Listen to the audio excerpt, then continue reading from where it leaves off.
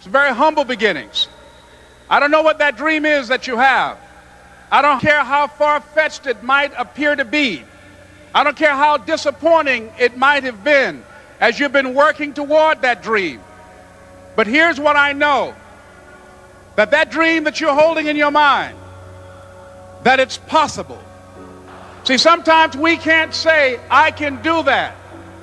But what we can say, that it's possible that I can have my dream as we run toward it, as we work on it day in and day out.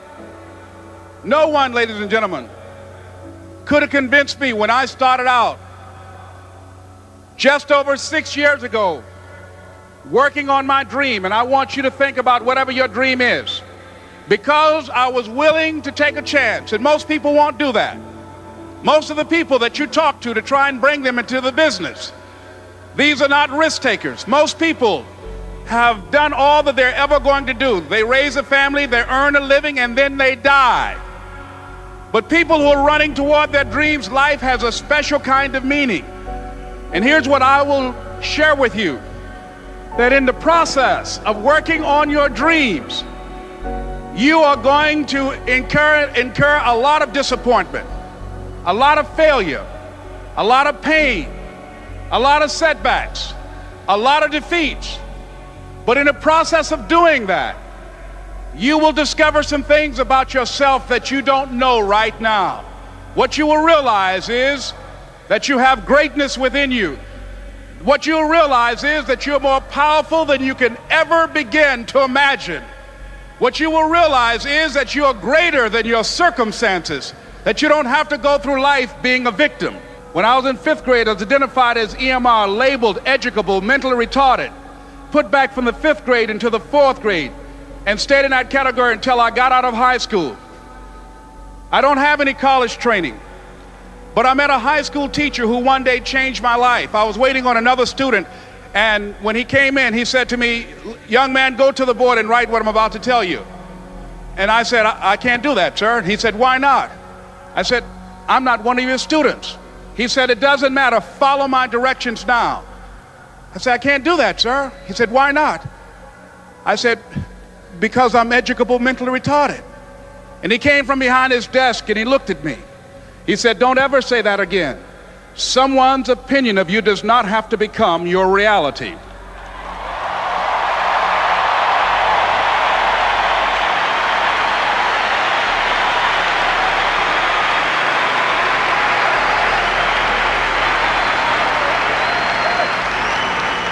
And that man, Mr. Leroy Washington, did something for me. He started planting seeds in my mind that enabled me to begin to dream, as Dexter has been doing for you. And ladies and gentlemen, I started working on my dream. And most people don't work on their dreams. Why? For many years I didn't. One is because of fear. The fear of failure. What if things don't work out? And the fear of success. What if they do and I can't handle it? The other thing is that most people, ladies and gentlemen, they get comfortable. They stop growing, they stop working on themselves, they stop stretching, they stop pushing themselves, and they end up becoming very cynical about life, and they throw in the towel on themselves and on their families and on their dreams. And the other thing is that most people don't feel worthy. What I'm doing now, I could have been doing years ago. But because I did not have a college education, because I didn't believe in myself, because I allowed other people's opinion of me to control my destiny, I didn't act on my ideas. So I applaud you for your dreaming, for your running toward your dream. I applaud you for believing in yourself, because that's what life is about, stretching and challenging, looking for ways that you can begin to improve yourself. And ladies and gentlemen, as a result of stretching out, of acting on my dream, and I don't know what that dream is for you, I can tell you that it's possible. No one could have convinced me that after just over 6 years, I will have my own book entitled Live Your Dreams. Just over 6 years, I will have 5 specials on public television. Just over 6 years, I've done motivational speaking for AT&T, Procter & Gamble, McDonald's Corporation, Xerox, IBM. Just over 6 years. I will now have my own talk show that will premiere on Monday, Labor Day. I'm saying to you, your dream is possible. Your dream is possible. But not only is it important that you believe and begin to know that it's possible for you to live your dream as you run toward it, but I've done something that I want to share with you called Choosing Your Future. In fact, I've developed a set of tapes talking about how to begin to create your own reality by choosing your future. And not only is it important for you to know it's possible for you to choose your future, but it's necessary that you work on yourself, that you develop yourself.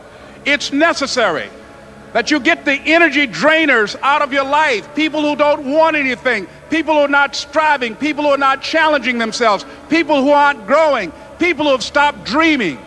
It's necessary that you align yourself with people and attract people into your business who are hungry, people who are unstoppable and unreasonable, people who are refusing to leave life just as it is and who want more. My mother used to say, birds of a feather flock together. If you run around with losers, you will end up a loser. It's necessary that you get the losers out of your life if you want to live your dream. It's necessary to know that everybody won't see it, that everybody won't join you, that everybody won't have the vision. It's necessary to know that a lot of people like to complain, but they don't want to do anything about their situation, that you are an uncommon breed. You know, you have to know within yourself that I can do this. Even if no one else sees it for me, I must see it for myself. That's necessary. It's also, ladies and gentlemen, necessary that you be creative when you're working on your ideas, that you understand the importance of changing up, of readjusting your strategies. Many times we can have a great idea, but if you're not advancing it in the right way and things don't happen, you become discouraged and think the idea doesn't work. No, that's not true. It's necessary that we become creative. I remember when I was in New York walking down the street, and a guy approached me and said, "Hey, mister, can I shine your shoes?" And I said, "No, I'm in a hurry. I don't have time." I kept walking. Someone else said, "Hey, man, your shoes look clutty. May I shine your shoes?" I said, "No, I don't have time. I'm sorry, I'm busy." And I was walking fast, and many people solicited me for my business. And then finally, a young man stepped in front of me, and he said, "Excuse me." And he started counting, 97, 98, 99, 100. He said, "Sir?" I said, "Yes." He said, "Come here, please." I said, "What is it?" He said, "Today is my birthday. And every year, just to thank God for another year of life, the 100th person who passes my shoe shine stand, I offer them a free shoe shine. Would you give me the honors?" I said, "Why, sure." I got up on the shoe shine stand, George, and I sat there, and he shined my shoes diligently. And when I got down, I looked at them, they were sparkling. And I was walking away, and I said, "Thank you." And I stopped. I said, "Excuse me, but how much do you usually charge?" He said, "Only $2. I said, "I tell you what, today's your birthday. Here's $5, keep the change." He said, "Thank you." As I was walking away, looking in the opposite direction at other people coming, he started counting again. 97, 98, 99, 100.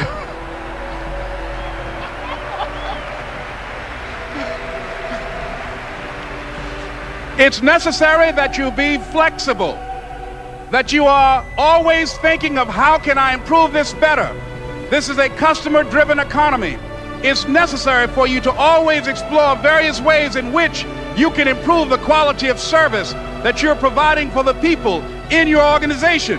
I remember something, a major company had talked about the extra value service they were providing for their customers. And the lady who had the news conference summarized it this way. She said, "It's not our intention to satisfy our customers or to please our customers. Our intention is to amaze them." It's necessary, if you're going to compete today, that you look for ways to amaze your customers by being one of those individuals that keep your commitments, that keep your word, that's relentless. It's necessary as you work with the people that you bring into your organization, that they see that you are a good example of a person to work with because you model integrity and determination and ambition and truth and honesty and the way in which you conduct business. The next step is, that is you. That is you. That no one can do it for you but you. And even though you face disappointments, even though you will experience some setbacks, it goes with the territory You must understand that. I remember I was playing a game with my 9-year-old son, John Leslie, and I beat him 10 straight games in a game called Connect 4. And finally, I said, John Leslie, I'm bored. I don't want to play you anymore. And I got up. I said, I'm ready to go to sleep now. And repeat after me, please. Let's say this together. It's not over until I win. John Leslie said, no, you can't go now, Dad. I said, why? He said, it's not over until I win. That was his attitude. We sat down and we played several other games. And finally, after the 11th game, John Leslie won, and he got up and he yawned. And he said, I'm ready to go to sleep now.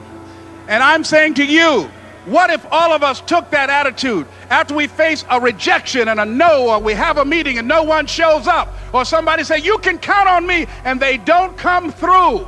What if we have that kind of attitude? The car's repossessed. Nobody believes in you. You've lost again and again and again. The lights are cut off, but you're still looking at your dream, reviewing it every day, and say to yourself, it's not over until I win.